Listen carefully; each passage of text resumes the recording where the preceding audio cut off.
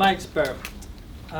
The seeds for this experiment were sown in my freshman year.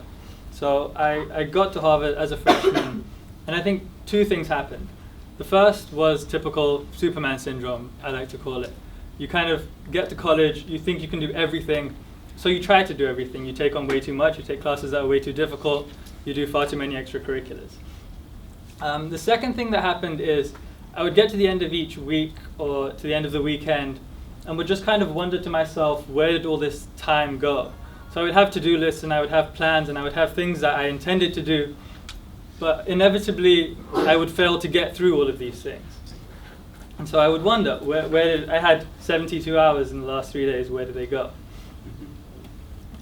So what I did is I decided to start tracking everything. Tried to write down exactly what I was doing, when I was doing it, and tried to be as specific as possible with regards to where my time was going. And the mechanism for doing this was to take my calendar as it ordinarily was. That is, scheduled meetings, the way that I imagine most of you guys use your iCals or GCals, that is to keep track of things that you need to be going to, things that are going to happen in the future that you need to be present at. And then what I did was I took it one step further. So I tried to plan everything. So I tried to plan much more than the standard, the basic level. So I wrote down when I was going to eat dinner, what time I planned to eat dinner, how long I planned to eat dinner for, what time I was going to eat lunch, who I was going to eat lunch with, when I need to be in and out of the D halls, for example. And then, at the end of each day, I would go back and correct my plans. So I would account for any changes that I had actually made during the day. So if I hadn't stuck to my schedule, I would go back to my calendar and I would make sure my calendar reflected that. And this was almost like a journal writing process. So people that do keep journals, it's really quite simple. At the end of the day, you take 15 minutes, you write down what you did during the day, and it's actually not massively time consuming. And so I did that. And what happens is eventually you get a calendar which is almost like a diary. You have exactly what you were doing, exactly when you were doing it, where you were doing it. And I think you end up having like a data set which is very valuable.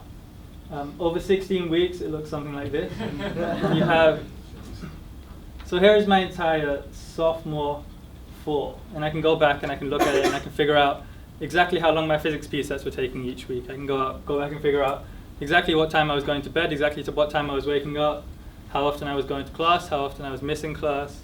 They're very useful information. So what exactly did I track?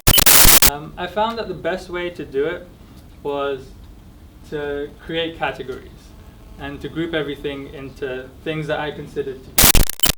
So I have classes, independent study, extracurriculars, social activities, fitness, sleep, which was obviously very important. Survival I used to refer to things like dinner, breakfast, lunch, things that were necessary, showering, going to the bathroom, miscellaneous, and then conscious time wasting, which I think everyone should have on their calendar. That's referring to things when I had a task that I needed to be doing and was not doing it, and was very aware that I wasn't doing it. So I took all this data, and I'm not a statistician, or I don't have a massive background in statistics, but I tried to see what useful information I can get out of it. And I think that I'm sure you're all familiar with the data is obviously quite difficult. To be able to track of all the things that you want to keep track of is obviously very important. But I found that an even bigger problem almost was once you had the data, how do you extract meaning from it? How do you find, because you could pay attention to lots of information in that data set which is completely irrelevant and which won't give you the motivation to change your life, or which isn't relevant to the things you want to be doing. But how do you go about actually finding what's relevant, what's meaningful? So this is day by day. I don't know, I kind of did a few plots and found that they weren't massively useful, I guess. So especially at this level of granularity, it's just a bit of a mess. You can see that when finals period came, I was studying a lot more, which is good. I was spending less time with friends and less time in the gym. And there's like a week by week, and again you can see the things that stand out for me, I guess, are the big blue patch, which is classes I was attending.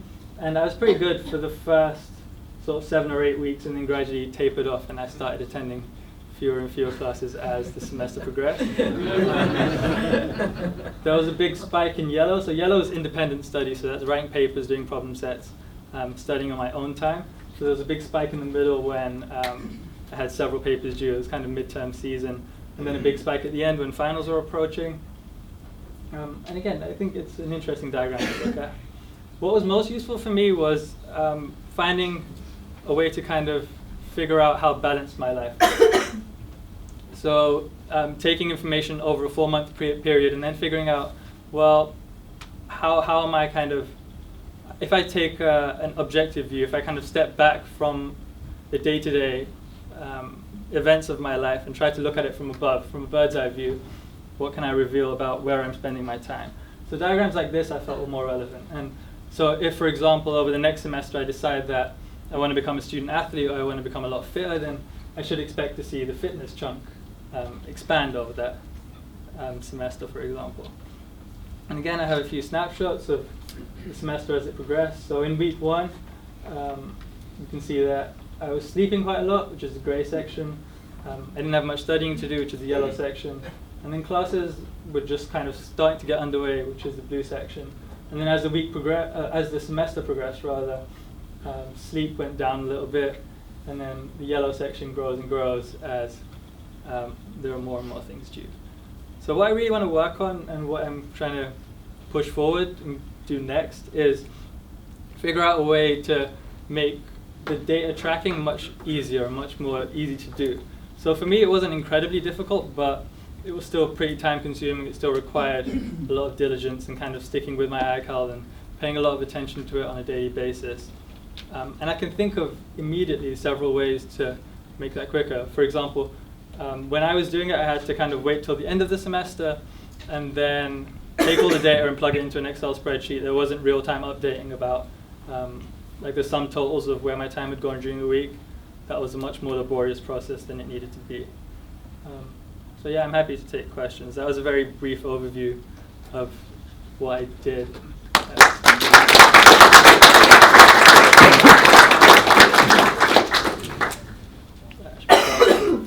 Do you have goals for yourself that you're going to set in terms of, say you want to be more fit? Do you say, all right, I'm going to shoot for 4 hours of fitness this week versus 2? Or is this more of just a reflective, kind of self-satisfying exercise for self-knowledge? Yeah, I think it's probably started off as more of the reflective. Like I was more interested in figuring out what had happened, but then it becomes relevant. It becomes particularly useful as you look to schedule things in the future. So now, as I'm planning for my next semester and figuring out what classes I can take and how much time I'll have to do things, I have a much more solid foundation from which to do that. So I can now say, well, I'm going to say yes to this, I'm going to say no to this, because I know based on past experience that when I think something's going to take 3 hours, it usually takes 4. Or when I try, or in the past I've allocated 10 hours a week to this, and that was as much as I could take, for example. Down here. Did you ever break it down into your classes? I mean, you seem to lump that all together. Was it? So in my calendar itself, I did have it down into classes. I found that when I wrote the program to do all the summing, that totaling up, it just took a little bit too much time to like break it down into classes, just because you had to search for strings and find particular things. So I mean, if I had a software program that could break down into categories and then subcategories, that would be amazing. So many questions. Can we go right at the back? So I actually work with college students who often make commitments that they may not meet. So I'm curious as to your scheduled time and your actual time, and if you quantified to what extent you changed your schedule, and what did you notice in terms of patterns with that? So I don't actually have like solid data on that. That would be amazing to have like actual time versus scheduled time and be able to compare and contrast the two. Because I was working off one calendar, I had to get rid of old data or get rid of scheduled data to put in actual data. I found that what was useful is at the end of each day, when I would each day for the next day, what I could do was recognize that, okay, if I have 6 hours to do something, then scheduling 6 hours worth of tasks is not going to be feasible, because I know it takes me 15 to 30 minutes to transition between tasks, or more like that kind of stuff, like just being more aware of how I actually function rather than how I think I function or how my memory tells me I function. Yeah, we can go over there. I have a quick question for the group, actually. Can I get a show of hands if you also track all of your time this way? Okay. I thought there might be a couple, right? So, like, full calendar, anything over like 10 minutes or 15 minutes in duration, roughly? Okay, so I also do this, so I'm really, really excited to see this. That's cool, yeah. And I would be happy to talk about, I did comparisons of schedule versus actual, and they're shocking. I had the same problem, which is that, like I did it after 3 months, and the analysis took like 3 hours or like 4 hours, right? And then I did it a couple months later, and it took like, maybe I saved some time, it took me like 2 hours. So I stopped doing the analysis, I just do the tracking now. So and I guess I was wondering, so like, you had like this cool looking logo up there, are you gonna build like an app or something? What are you doing with that? Like, are you gonna solve my problem of like? So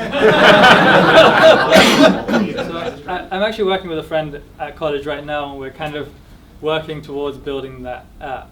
So. Okay, so maybe like the 6 of us should just get together. Like, we're the only ones with we can give you the data. Well, that was going to be my that'd be question too. Are amazing. you building an app? Because it sounds like you have software backing it already. Do you Yeah. use some script you've written? So yeah, so it was I used like an online open source thing to get it from iCal to Excel, and then wrote loads of macros to kind of figure out to add things together correctly and do all that kind of stuff. But again, it was way too much analysis, and I guess the problem is like, what do I do with all the data now? So it was a fun experiment, and I loved like doing it. And I think once you get into the routine of actually tracking everything, it becomes almost impossible to go back. So I mean, I tried this several times, and it would just get frustrating. But as soon as you have like 90% everything there, then you immediately just keep tracking. But yeah, definitely figuring out what's relevant and what's meaningful. We go back there, guy with the glasses. Yeah, sorry. Either one. What did your friends think? Did they know that you were doing this? Some of them did. I think when I tell people for the first time, they're a bit shocked, or because they just think that it's a waste of time almost, or it takes longer to do all this. You lose more time in tracking than you gain by having the information. But I think they're just jealous.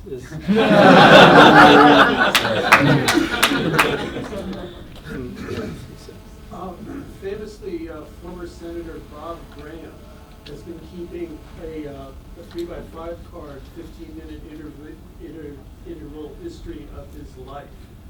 And it might be interesting to talk to him about what that means over a long period of time, because he's been doing it for decades. Great. Remember the name. We go down, yes? Do you have any ideas of more convenient ways for tracking what you do instead of, as you say, the kind of very timely sitting down on your iCal and entering in something that's maybe mobile, or I don't know, any? Definitely mobile. Also, I think like I found myself typing the same things over and over again. So like I take 4 or 5 classes a semester, so when I'm working on something, I can almost guarantee it's going to be one of those 5 things. So I found that like iCal specifically, or generally calendar software, is quite bad, and that kind of makes you type a lot. And so what I would like to see is like a hierarchy of subjects where you can just click like classes, physics, PSET, and then you're done. And I know I've experimented with like calendars that have actual timing, so you have to start and stop things. I find that just to be really tedious or really annoying, because you inevitably end up missing it. When you stop doing a task, the first thing you're thinking is not, I should stop my timer, you're thinking about something else. So for my app, or for the idea I have in mind, it's about making it as easy as possible to easily edit past information. So you can spend like 3 minutes and write down the last 6 hours of work that you were doing. That's why. Thank you. Yeah.